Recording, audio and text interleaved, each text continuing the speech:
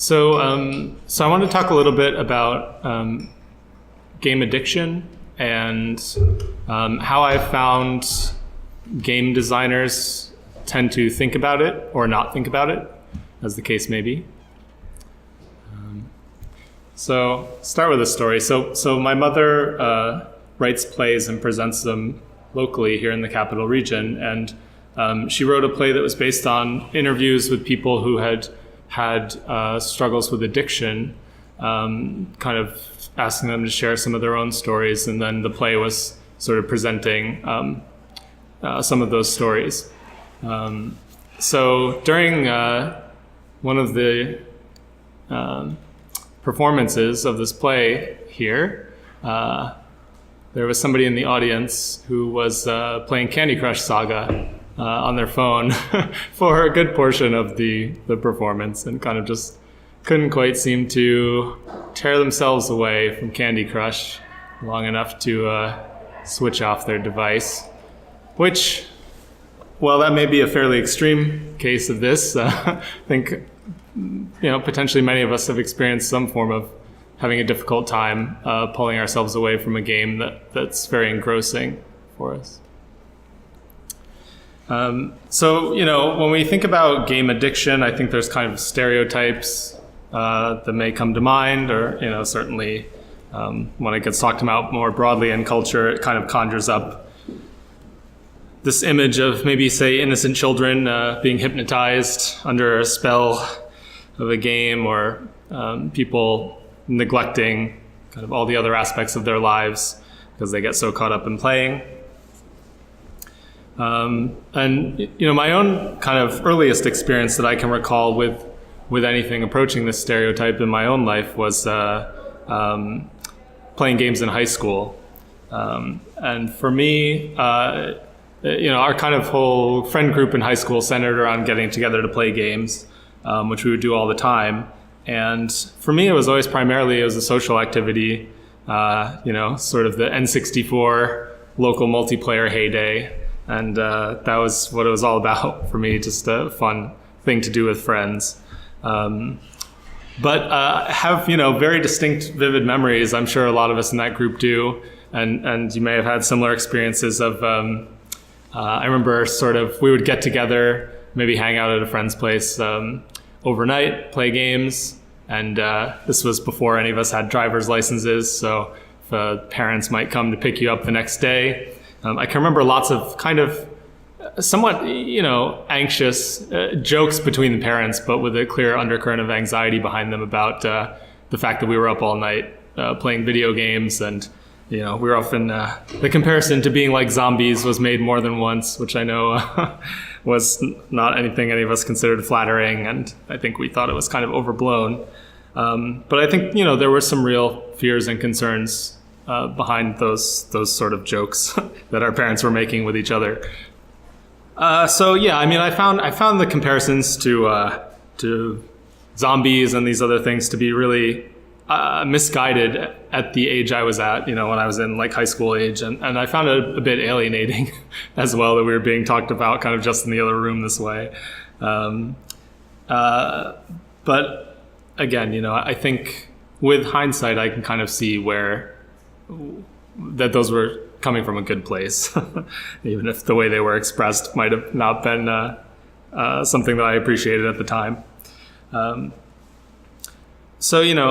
When we compare these kind of potentially problematic play patterns to addiction, I want to be clear. I hesitate to talk about it a little bit because I think, it can run the risk at times of being sensationalized depending on the way it's talked about, and to an extent that it can trivialize, other forms of chemical addiction that may be, if not more prevalent, then in some cases potentially lead to more severe consequences in most common cases. I've certainly seen some presentations of the topic of game addiction that have seemed very hyperbolic. But I think, to not talk about it at all, to not acknowledge that there is the potential for these sorts of problematic effects to happen is to really overlook a potentially serious problem. So I think it is worth discussing.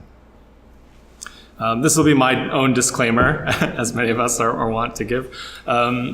So, I'm not an expert on addiction, in either the academic or the clinical sense. I have a sort of a cursory knowledge at best, if you're being generous, on the kind of neurological aspects and endorphins and dopamine and all of these things.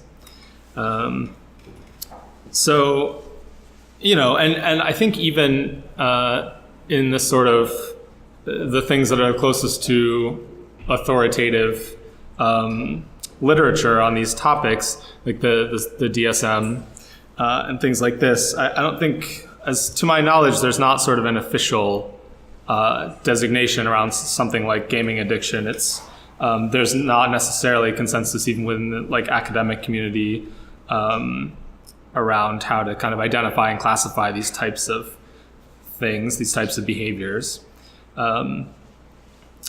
So, I think probably the closest things that are in the most current versions of these manuals would have more to do with gambling addiction, potentially internet addiction as well, which obviously these things have some similarities and some overlap. But so yes, I'm not an expert on these things. So I can really only speak from my own experience as a player and as a game designer.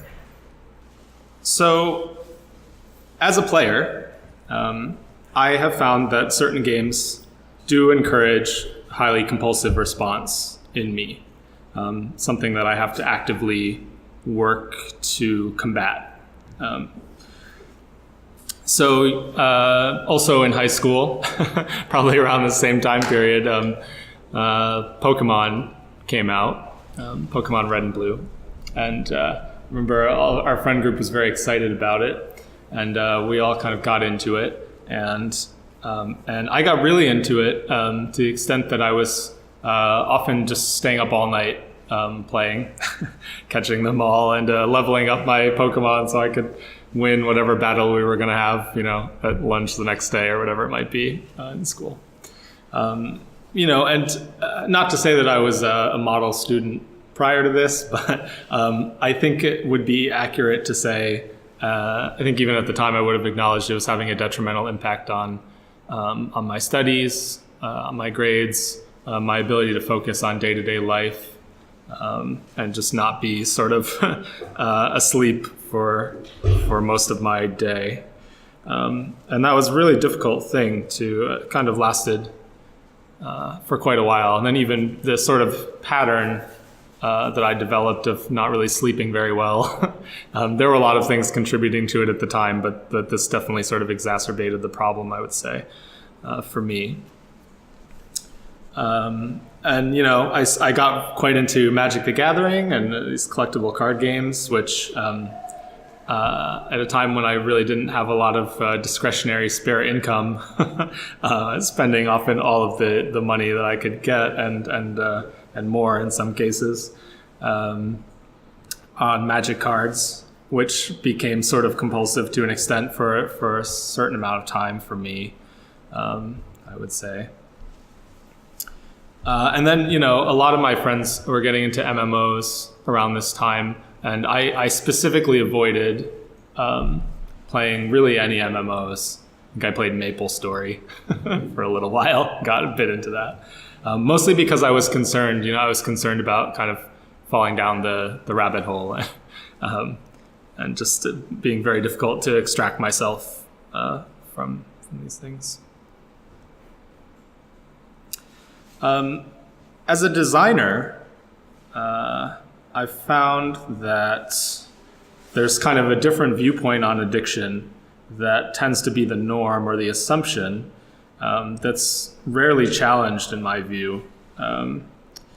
And so that is, I think it comes from the fact that as game designers, our greatest fear tends to be creating a boring or uninteresting game. So if we can create something that players keep playing, we feel good as designers. Naturally, we feel good. We tend to treat that as a success and as a metric we use to evaluate our own success. And so, that kind of default outlook, unexamined, kind of leads to the creation of addictive gameplay becoming this goal, implicitly or explicitly. It becomes kind of a laudable thing. It becomes something we aspire to.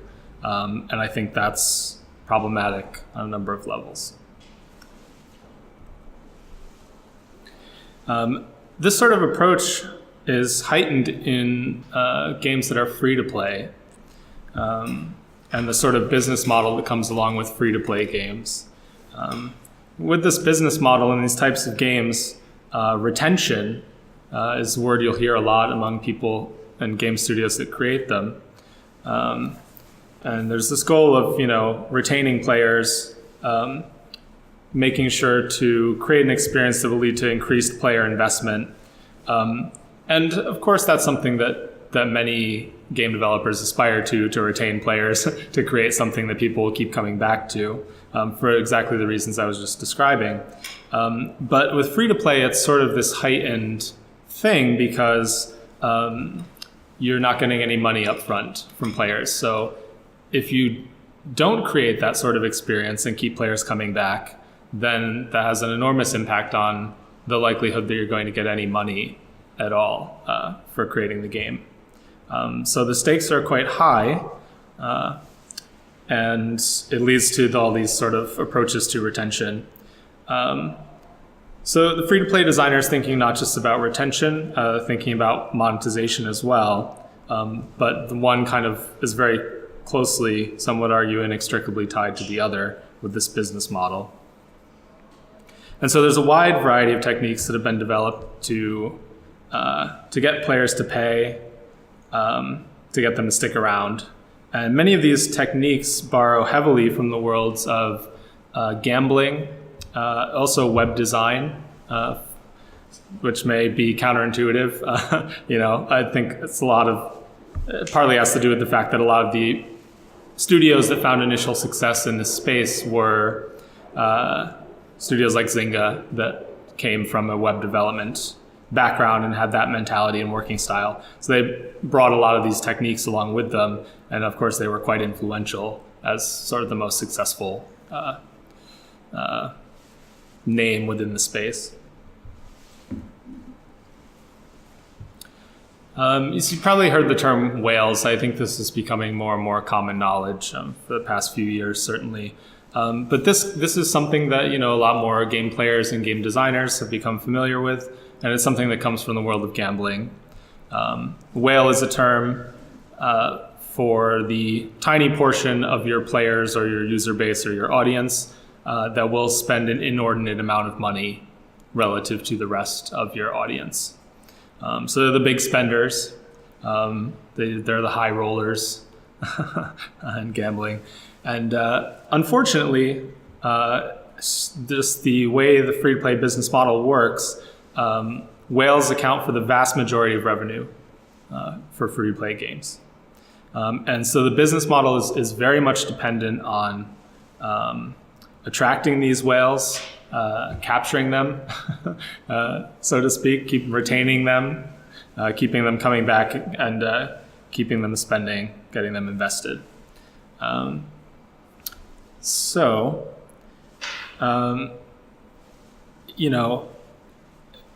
You need to find these whales, as I mentioned, and often that finding them depends on roping in a large number of players to begin with. So that's what leads to these sort of techniques around acquisition that you'll see in particular. I think, it feels like some of them have calmed down a little now compared to the heyday of, say, like Facebook games, where every other post from your friends might have been related to some achievement that they made in the game. The whole point of those mechanisms it's fairly obvious, right? It's to promote and market the game, but specifically with the goal of reaching these whales, these high spenders, or reaching a large enough audience that the percentage of your audience that are whales will be high enough for you to sustain yourself financially as a creator of these types of games. So that's where you see all these sort of nuisance message type components to games. And there are a lot of other sort of what I would characterize as fairly shady acquisition practices. that go into hunting down these whales. So I mentioned the kind of gambling industry roots of a lot of these techniques and connections. The other kind of key component of this is that the free-to-play business model, this monetization and retention techniques and models are pretty much across the board, vast majority of cases, designed to accommodate and encourage an unchecked amount of spending, an unbounded amount. And again, that's because if you don't let a whale be a whale, then the business model kind of doesn't hold up for this, unfortunately. So that's where you'll see these things where you can buy more and more of whatever it is within the game. There's in-app purchases. Most games are not going. Some games do like the equivalent of sort of shareware model, right? Of like a one-time unlock, or these things that are more of a finite number of purchases. But the prevailing wisdom in free-to-play games is to have an unbounded amount of things that can be purchased.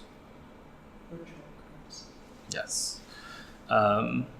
So beyond just having that, then there are all these sort of psychological techniques that are employed in order to hook players into things that, you know, are often openly referred to as things like compulsion loops. It's not like I have not talked to many game designers who are like twirling their mustaches about these things, but the way they're described in the roots that they come from in gambling is maybe a little bit less reticent to just admit what they are, which is really just trying to foster a sense of compulsion. So there's all kinds of these techniques that are well established. They're fairly well studied as well. These things like variable reward scheduling. You sort of give some initial rewards on a random level and then start to slowly over time either increase the random variability of how often the player is receiving rewards, or you might kind of artificially create a longer interval in between when the awards appear. And so this has led to these comparisons with things like Skinner boxes, these experiments on rats and other animals where they'll just keep hitting the button over and over again if you present these things in a certain way, even far beyond the point where you're really providing any reward for doing it. It becomes this habitual, instilled thing. So there have been a lot of unflattering comparisons between design of certain free-to-play games and other games. It's not only free-to-play. I'm highlighting them for the reasons I've outlined, but I want to be clear, these techniques were first sort of became more well-known among game developers in the free-to-play space, but they have since proliferated widely. So, another common technique is level-based progression as well, which by no means originated with free-to-play. I think we all as game designers have been aware for quite a while that it feels good to level up, right? So these are all sorts of methods that are fairly well established and prevalent. And I think that the inclusion of all these things and the extent to which we kind of keep ramping them up as designers, it really it shapes the relationship we have with players, the relationship between designer and player.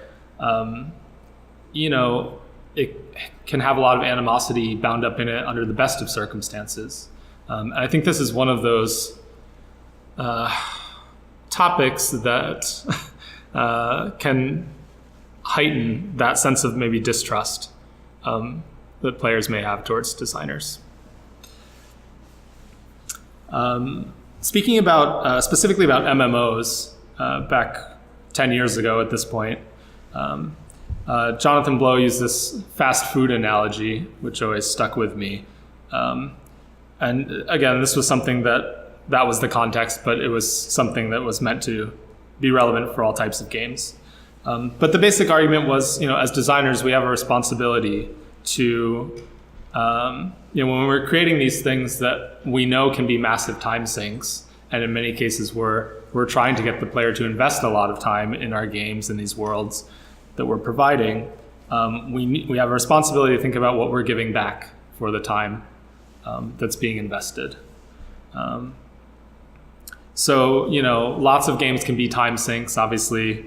With free-to-play games, as I just mentioned, they're kind of designed to be money sinks in many cases, or to allow that type of response. So I think it's sort of incumbent upon us to think about what value we're providing as game designers for what players are investing in our games. What do we provide in exchange?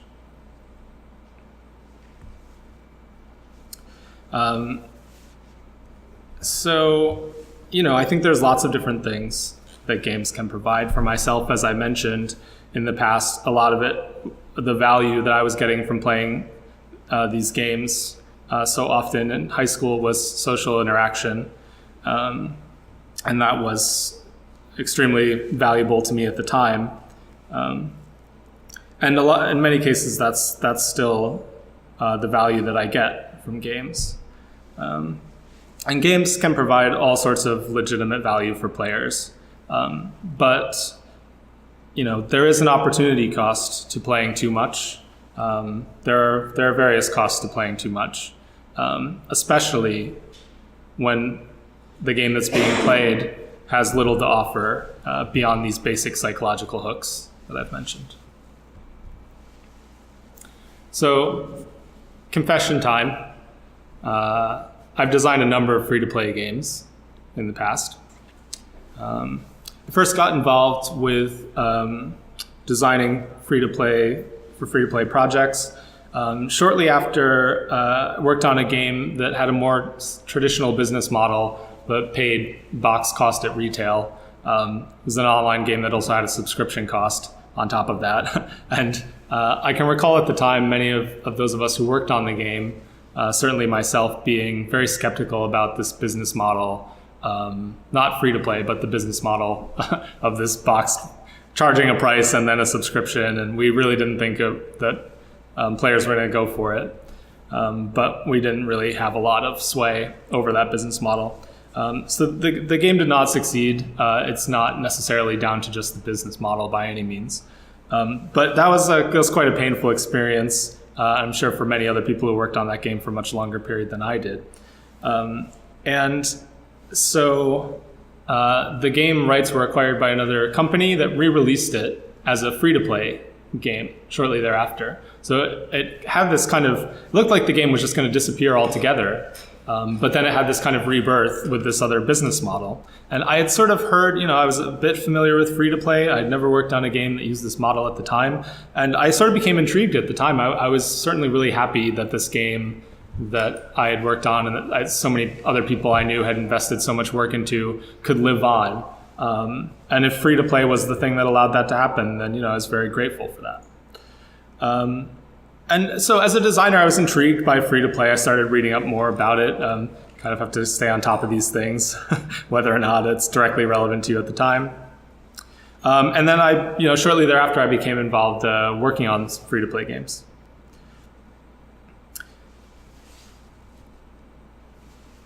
And this was meant to be a depiction of me, by the way. So at the time, I was living in a place where gambling was legal. I was not living in the U.S., and not that it's illegal all over the U.S., but anyway. And I remember I would be working at this studio, trying to find ways to apply these techniques that I was reading about and that I was becoming increasingly uncomfortable about, related to all these psychological hooks and these retention mechanisms and so on. And, I was just trying to sort of convince myself while working on them that I was trying to justify it to myself as to why, although I was becoming uncomfortable with it, why did I keep doing it? So I sort of had various justifications and rationalizations in my mind. I convinced myself, and I remain convinced at the moment, that free-to-play is not inherently evil. As a business model, I think there are better ways to do it. But the business model clearly did seem to be bringing out kind of the most predatory instincts among game companies, and certain developers as well. So when I was living in this place, so I'd be working at this game studio, I would walk home, and on my route home there was this sort of slot machine parlor. They had these all over the place where I was living. So it's just this little tiny room. It's like a little miniature casino without any of the sort of glitz or glamour or the kind of layer they put on top of it to make it seem less depressing. And it was quite depressing to me. I really would find myself hurrying up to kind of speed past it and try not to think about it too much. And I needed in my mind to somehow make some distinction as to why what I was doing was not the same as what I felt was this very kind of predatory thing of these slot machine parlors. While at the same time applying these techniques that many of them come from slot machines. So I desperately wanted to create something that felt different from that, both for players and felt different to me as a designer. So as I said, I have these rationalizations. I kind of would tell myself often, value is in the eye of the beholder and it's for the player to decide, and these things are subjective, and who am I as the designer to say that the player is not getting some form of value out of this experience? Am I just being sort of elitist in some way because I don't personally like to play these games that much? I'm sort of regarding them as something, am I doing the equivalent of, oh, these are a bunch of zombies sitting around staring at a screen that so irked me, when it was my friend's parents and my own applying that. So, I thought maybe I'm not giving these things enough credit. And, like I said, lots of games use these techniques. So, but I think lots of games use them and they're still able to provide more on top of it. So one last thing I want to mention that relates to this, which is this notion of gamification. I don't even know if this is like a thing anymore, or people still talk about this, or it's like a buzzword. It was super buzzwordy for a while there when it first started being talked about. So when we're talking about kind of the value we provide to players, this is another thing that kind of ties in a little bit. So I talked about these psychological techniques around like leveling and progression, sort of rewards and achievements. I view gamification as the belief structure that artificial reward systems and sort of enforced senses of progression, that those are the relevant parts of games. Those are the interesting, useful parts of games if you're into gamification, and that they can just inherently be grafted onto any activity that you want to make more addictive, more compulsive.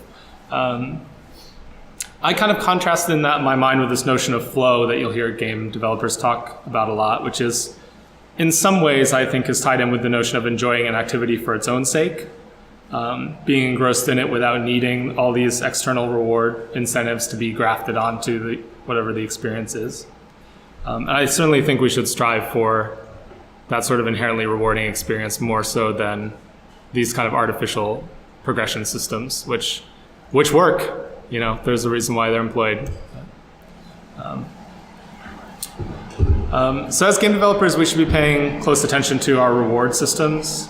And another thing that ties in with that is the notion of intrinsic versus extrinsic, which relates very closely to what I was just describing. So there have been some studies, and some of you may be quite familiar with this already, that providing external rewards for doing an activity can actually, over time, sort of start to inhibit and limit the inherent motivation associated with that activity. So if you're doing something because it's inherently rewarding to you on some level, and then we start to graft these systems, whether they're gamification-like systems or leveling and achievements and all this stuff, our mental focus tends to naturally shift over time to those external rewards, to the extent that we begin doing the activity, even if it had inherent value for us initially, to get these external rewards. And that becomes the focus. And that can have a lot of harmful side effects. So, when we're thinking about designing games and experiences, try to think about things that are inherently rewarding. That's subjective and as well, but, certain things like sort of altruism, education, learning, that many people find inherently rewarding without needing these kind of other gaudy trinkets to be introduced to distract them from what they're doing. Lastly, I wanted to mention, I think that progression and reward systems are also not inherently bad, although I'm focusing on the elements of them that I think are troubling. If they're used in moderation, and if they're used in a way that encourages the player to be moderate in their interaction with them, then I think they can be quite valuable, for many of the reasons probably that gamification enthusiasts think they're valuable. But we need to be providing value beyond the kind of artificial quantified progression. I spent some time as a child going to various Alcoholics Anonymous meetings. And so there's certain techniques, that are used even in this group that's primary or sole purpose is to help people overcome addiction. They give out these tokens and awards to sort of acknowledge milestones in sobriety, 2 months sober, 1 year sober, and things like this. And these are very light things that do have some aspects in common with these sort of external reward gamified. It's a bit of a gamified reward structure. But it's by no means the whole purpose of Alcoholics Anonymous, right? If that's all that it was, then it would be a much less valuable thing. Recovery, sobriety, these things have intrinsic value to the people who are doing the hard work of maintaining them in their own lives.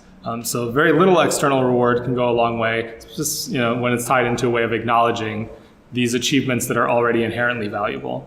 And the sort of just more of a reminder of the intrinsic worth of what you're already doing. Right? And they're tied in with this group structure, which has all these other positive aspects of support. I think we can do more with, if we think about the concepts of addiction and compulsion, we can do more than just use them to our own benefit. To enrich ourselves, to keep players coming back. We can design experiences that allow players to explore and examine the nature of addiction and their own relationship with it. I think there are some really good existing examples of that. I snuck in our game Laundry Day there, but more prominently, I would direct you towards some of the games listed here. That's Cow Clicker, Papo, Acrasia. These are all games that really delve into addiction in a way that encourages players to think about addiction in a deeper sense. Remember to play Laundry Day as long as possible so that you get the sad feeling. Yes, follow Taro's advice for those who could hear it. Just play Laundry Day. I'll summarize. So I think the free-to-play model, I have questions around its sustainability. It's stuck around for quite a while. It doesn't appear to be going anywhere, so I may be way off base there. But even if it's possible to sustain it economically, I worry that it can have a corrosive effect on the relationship between designers and players.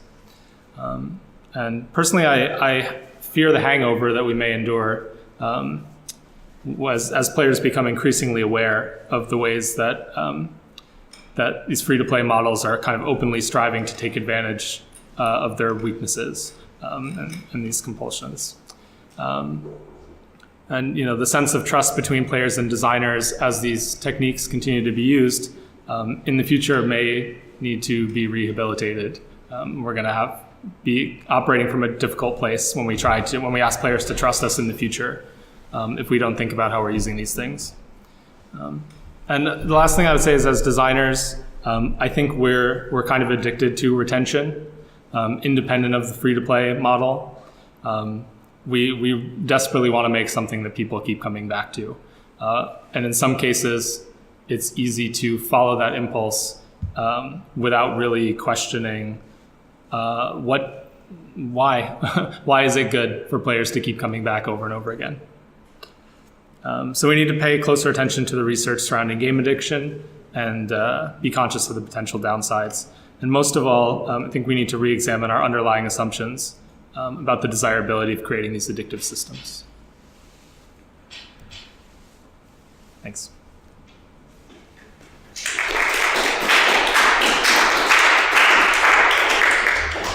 Sorry, that was as micro as it gets with me, I guess. Don't worry, it helped me. Cool. Founder will check that space can go as long as he wants. I've been following what's been going on lately with loot boxes and stuff. Yeah, so this is an older talk that kind of predates the rise of loot boxes. I have been following, yeah. So that is, I would say, one of the prime examples, maybe in recent examples of these techniques proliferating to other types of games. So I don't think it's not just free to play games, right? That use loot boxes. No, that's the thing. Pay $60 and then Yeah. with like It was- Battlefront 2, it was like stuff that gave you an advantage in the game. Yeah. And you could plop down a bunch of money and get that stuff. Yeah. So, yeah, I'd love to chat more about loot boxes. I think they tie in really closely with a lot of this.